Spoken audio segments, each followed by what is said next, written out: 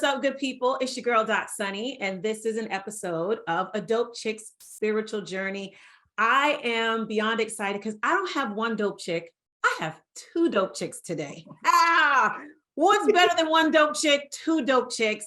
And when I tell you these women, I have known these women for years. I think that's a running theme on this show. So don't get jealous to all my viewers. Yes, my guests I've known for years.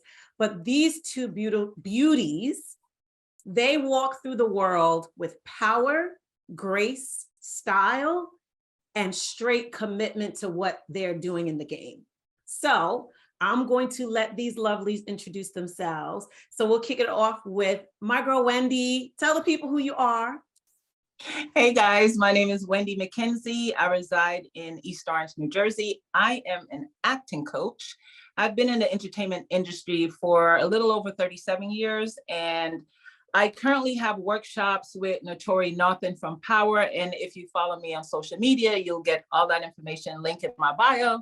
But yeah, I'm an acting coach and I'm looking for dreamers. Anybody with a dream, follow me. Woo! I told you, I'm telling y'all today's gonna be fire. Just from that alone, she out here making dreams happen. And this beauty, I just, there's something that happens when the two of us are together. We kind of like make these weird noises like, oh, hello. So it's my girl, Valencia. Valencia, tell the people who you are. Hi, I'm Valencia. I don't even know how to introduce myself because I've never had to before. But I love people. That's it. I'm Valencia, the lover of people. That is true. That is true. That is true. She is infectious. And so all of you who are viewers, you know that this show is all about inspirational everyday women who go on dope journeys. They have wonderful experiences. They transform lives. And sometimes they don't even know they're transforming lives. And this is an opportunity for you to meet them and hear what their relationship is with a higher power, with God, right? They have this dope journey. So I'll throw the question to both of you, whoever wants to answer first. What is your experience with divinity, or what is your connection when you hear the word divinity? So for me, when I hear the word divinity, it comes with a sound effect saying, like in the background. But I feel that divinity is, it's like an ongoing process, maybe. It's not something that is reached, but it's something that you work on like constantly. Yeah. I feel that, not that I'm not there yet, but I'm searching for it maybe. I feel that, I don't know, I'm just trying to strive to be there, to be at that point where I do realize like what it is that God may have called me for. It's funny that you, and a lot of times Wendy, you always say like, oh girl, you're this, you're that. And I'm like, am I? Like, I don't even know it. So maybe like searching for divinity is like self-realization as well, like realizing like what it is that God made you for. And I feel like it's a constant like process of finding yourself and finding what it is that God made you for. It's so funny because I think when you say it like that, Valencia, you're not alone. I think a lot of people are in a space where they're like, am I there yet? Am I not? And I believe that the journey is you evolving into that space, that we've never, ever arrived. We haven't gotten to that place where we're like, oh yeah, I figured it all out. Because the moment we say we figured it all out, Wendy, am I wrong? Something comes and you're like, oh, wait, no, I did not. No, I didn't have it. I thought I had it. Yeah. I didn't have it. Right, Wendy? Right, exactly. And that's how I feel too. I feel like divinity is the power of dreams. For me, it's like every day or every year I wake up and there's a new dream or a new seed planted in me. Okay. So pretty much that's what it is for me. I'm constantly dreaming. I'm constantly experiencing new things and new doors are opening up. And at my tender age, over 55 and whatever. Fabulous. I'm still experiencing and trying new things. So it's this never ending dream. That's what it is for me. So Wendy, how did you get there to because I think to come to that realization for yourself, that is it's every day, it's evolving. I wake up every day and I know that my dreams are connected to this divinity. Were you always there? Because somebody could be watching and be like, oh, I wish I could be where she is now. But how did you get to this point in your life? I mean, I wouldn't say it's an accident. I stumbled on things. I always say, if you are given a gift, sometimes we don't know that we're given a gift. We don't open it. We don't experience it. We don't take the chance to say, yes, let me go for it, whatever it is. And so for me, I was telling Valencia this, and what's crazy, this is my first time ever saying that out loud. I discovered why I became an entrepreneur. I'm dyslexic. And so with being dyslexic, I know if I had a boss, the boss would say, type this up, write this up. I wouldn't be able to do that. So I said, I might need to be the boss. And so within doing that, I discovered that, oh, I'm a great boss. I need to own my own business. And so that's the road I went down as an entrepreneur. So for me, it's just something that was planted in me, and then I just experienced it. Yeah, I think, and I want to touch on that too, when you said we have gifts and we don't open them, right? How many times as women of color, we play the background, we play small because someone told us, and all three of us are here are women of Caribbean descent, right? So, oh gosh, you're too much. You don't talk so much, or quiet down, and we hide the gifts that we kind of have in ourselves. And I love the fact that you were like, no, sometimes you just got to open the gift. Sometimes you got to open it and you got to unravel it as it goes. So Valencia, when you think of the gifts, because you said you're unfolding and you feel like you're still searching, what part of your gifts have unfolded for you in your life? I would say that the first time that I realized that I do have, I guess, a little special gift with teens, or when I found out that teens were my groove, was my first missions trip. When I led, it was probably about 60 kids to Juarez, Mexico. Ooh, and it was so crazy how just all of a sudden, just all of these different kids would pull me to the side, Miss Valencia, da, da, da, da, and they would just tell me all kinds of stuff. And I'm like, oh, okay, they confided in me. And, from then I was like, maybe I should explore this a little deeper. And so I decided to go back to school to get a degree in psychology, and to use that to help speak back to the kids, because at the point of them telling me a lot of the things that they shared with me, I didn't know how to react to them. So I just listened, and maybe that's what they needed at the time, is just someone to listen. But I feel like I'm still unraveling that gift, because I didn't see it as a gift. It was just something that came naturally to me. I love being around, teens. I love just interacting with them, sharing experiences with them, traveling with them. And, I think that I may be afraid to actually step out and really open that gift. You think so? Yes. Hey, wink. Yeah. But when it happens, watch out, world. He's coming. I want to let the viewers know Valencia is fronting right now. She fully rolls in her gifts. Wendy, am I wrong? Oh, yeah. I feel like once that door opens up for her, she just goes for it. She just runs right through that door and conquer it. Like when you started your event planning business, and that was amazing with the stuff that you did. I told her, I said, people don't really have the knack for something like this. No. And she just does it so naturally. So it's like, oh, no, not everybody does that. They don't know how to do that. Not everybody does it. I love these episodes because immediately a theme will emerge. And I think, Wendy, you brought the theme right from the door about gifts.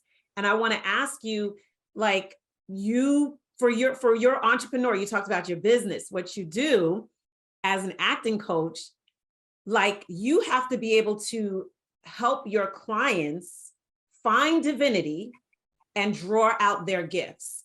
So when you do that on a daily basis, what actually are you doing for them? Because you might be able to help some of my viewers, even if they're not actors or actresses, like tap into their gifts. So what is it that you do? For an actor to be great, you have to know yourself. Oh, The better you know yourself, the better an actor you will be. The better you know yourself, the better an actor you will be, because you're pulling from your experiences. I say in reality, we live with our past in our future. In reality, we're not supposed to do that. So stop. We don't need to do that. Oh, stop. There's always a drop the mic moment on my podcast. And I'm thinking that, okay, I need you to rewind that one back and say it slowly so everyone can hear. Say that one again. In reality, we live with our past in our future. Everything that we've experienced in our past, we put it right here in front of you. So for instance, if your ex-man cheats on you, the next thing you know, if you meet the new guy, you're going to treat him like crap because you're going to think, oh, he's going to cheat on me too.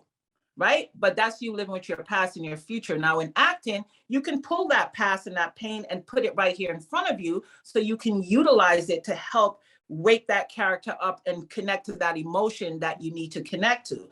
Real life, we should not do that. But in acting, we can do that. I love it. I love it. Because in real life, you don't want to live from your rear view. But in order for you to help people to tap into their gifts, you have to give them access to parts of themselves that maybe they do want to suppress. They do want to put aside. And I think that's the journey that God has for all of us, right? God has for all of us to be able to experience our past, use it to propel us forward, but not allow it to cause us to stumble and fall and not succeed. So Valencia, you know, we've been talking about the gifts and all of that. And I know you have a lot of spiritual gifts that you've drawn upon in your life. Where was the foundation of those gifts for you, right? So when you think about working with kids and you think about, I already know the answer, but when you think about working with kids and kind of who you've evolved into as this beautiful spiritual being, where were those roots? I mean, I guess I got it from my mom, from, you know, my grandma. I think just in our family, it was just second nature to always be a helping hand, to always to not think of yourself first, but to always try to put others first. And, you know, when I am you know, communicating like with kids and things like that, like I always think about them first. Wendy and I, we, a while ago when I used to do a book club, we started this little organization called It's Nice to Be Nice. It never went anywhere. It was just between us, but it was. No, we did stuff. We did stuff. I mean, we did stuff, but like nothing like really, really big. But you know, but it's nice to be nice. But we always used to say that you never know what someone is going through or what they've gone through to make them react to you the way they're reacting. So, you know, someone may be like angry with you, or you know, and you didn't even do anything, but you don't know what might have happened like 10 minutes before, you know, you saw them, or, you know, so it's always nice to be pleasant to someone because you just never know what they've gone through, what they're going through. And sometimes they do need just a smile or an ear to, you know, to listen to, and, you know, so. Yeah. So for both of you, it's this whole idea that divinity and gifts, I think, are interconnected. And how you live your life, part of that is a journey. So I'll throw this one out to both of you. When you think of, Wendy, you talked about the back and the front. So when you think of what's ahead of you, what's ahead of your journey, right? You know where you came from. You have a path that you're on right now. But when you think forward, like, what is it that you're dreaming for yourself? What is it that you're believing for yourself around like what God has for you next? Well, for me, so a few years ago, I saw Oprah at the Prudential Center, and she was on stage and she was like, hey, I am not Beyonce, okay? And she was rocking the stage. She was just like having the best time ever. And I said, that's what I want. I want to be on stage in front of thousands of people, teaching them how to follow their dreams the right way. And in my head, automatically something came up and I wrote it down and I didn't think of it. And then I looked back at this note, it says the power of dreams.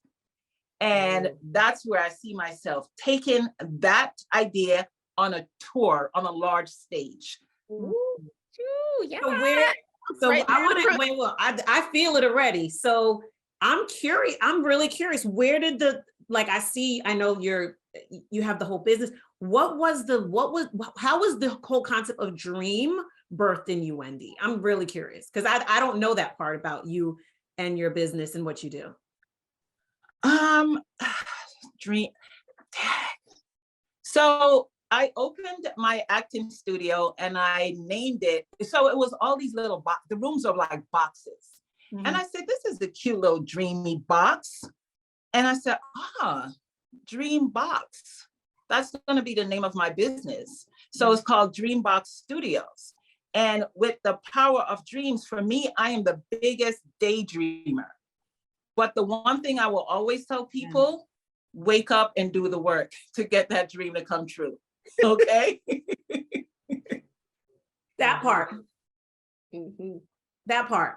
Because I know Wendy was like, girl, don't ask me about no scriptures or nothing. But Wendy, I got a scripture for you with that one. That right there is faith without works is dead. Mm. Dreaming without getting up and doing the work is dead. So dead. There's no dream. There's no dream manifesting if you don't get up and work the dream. Exactly. And that's what I tell my students. Dreams work when we work. It's that simple. I love it. Listen, let me tell you something. Your students must be very happy. I'm pretty sure they're not slackers either. I don't play those games. I do not play. I do not play. To be early is to be on time. They know they arrive early. We leave late. We work hard. We push ourselves. And this is something you prayed for. So you must prepare yourself for what you prayed for. You better speak that word, Wendy, right? Because it's true, right? People are out there like, I want this, I want that, I want this, I want that. But they're unwilling to do the work, right? It's like you said in the beginning, you have a gift, but you don't want to open the box, right? Who brings you a Christmas gift and you're going to leave it and not open it? You just like, I'm going to just leave it under the tree. Leave it on the side. Because you do so well with the kids, what would you tell one of your young people if they came to you kind of saying what you were saying, right? I'm unsure of the responsibility. Is this what I should really do? Can I do it? What would you tell one of your young people? I would literally say like, girl, like, just do it. Like, what's the worst thing that can happen? Like, just go out there, do it. You learn a lesson. If you fall on your face, it's a lesson learned, but at least you tried. You wouldn't live with the regret of not trying. So So I guess I was gonna say, so you're gonna start telling yourself that? Is that what we're gonna do? So yes. Look, thanks, Sunne-Ryse. This is great. I'm here to assist. So one of the acronym for the show, DOPE, DOPE, is Divinity on Point, Prosperous and Evolving. And so as we wrap, we talked about evolving, we talked about divinity. What do both of you define as prosperity when you think of your life, spirituality? What for you is the definition of prosperity? Because it's something different for everyone else, but what is it for you? For some reason, the first word that comes to my head when you say prosperity is serving. Like, I think that, you know, a lot of people feel as if like prosperity equates to like having a lot, but sometimes you don't have to give anything but yourself. And that's worth more than, you know, than a dollar sign, or, you know, like it's priceless. Here's why I agree with you, because you can see sometimes the result of your giving, even if it's not something financial. Right? When you're out in life and you don't know, your smile can actually change someone's day. Yeah. Right? I tell my kids laugh at me all the time because in the grocery store, you know, I'll stop to just talk to the person at the cash register and they're like, girl, it's time to go. What are you doing? And I tell them, I was like, I don't know what this person is going through. Or I may have seen the patron in front of them treat them like garbage. And so to your point, Valencia, sometimes giving is the prosperity, right? The ability to give what you have, even if it's not dollar signs, right? Yeah. What about you, Wendy? What do you think? I feel the same way. And the one thing I always tell Valencia too is that I will always give of my time. My time is so important, and that's what I have to give. And what I've come across is so many people just need time. Someone just to help them maybe clean their home, or walk their dog, or babysit, or just time. Sometimes that's one thing that people don't have to give is time. So that's the one thing I focus on. I'm so grateful for both of you, and our time is short, but I do believe that today's conversation, someone's going to watch it and see themselves in both of you. They're going to see their vision for their lives. They're going to hear Wendy talk about dreams and see Valencia timid about her dreams and gifts, but see themselves in both of you.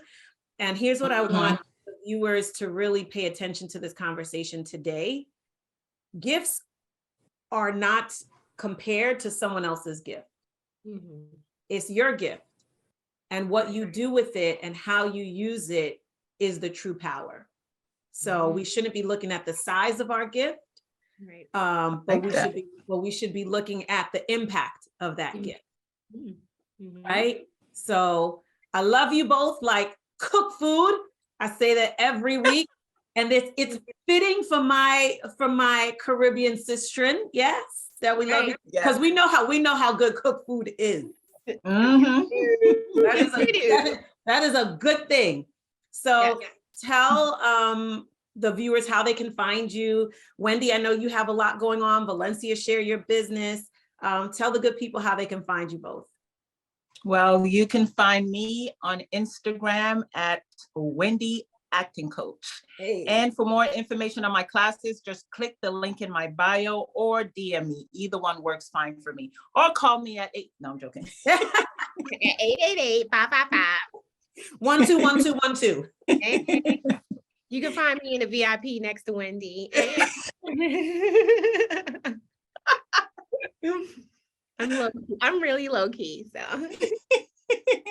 Yeah, if you need her, contact me. I'm her manager. Love you, everybody. Check me out next week for another episode of A Dope Chick's Spiritual Journey. This was a blast. I told you 2 is better than 1. Mingle and ready to mingle, by the way. Hey. Dope Chicks. Look at the dope misters.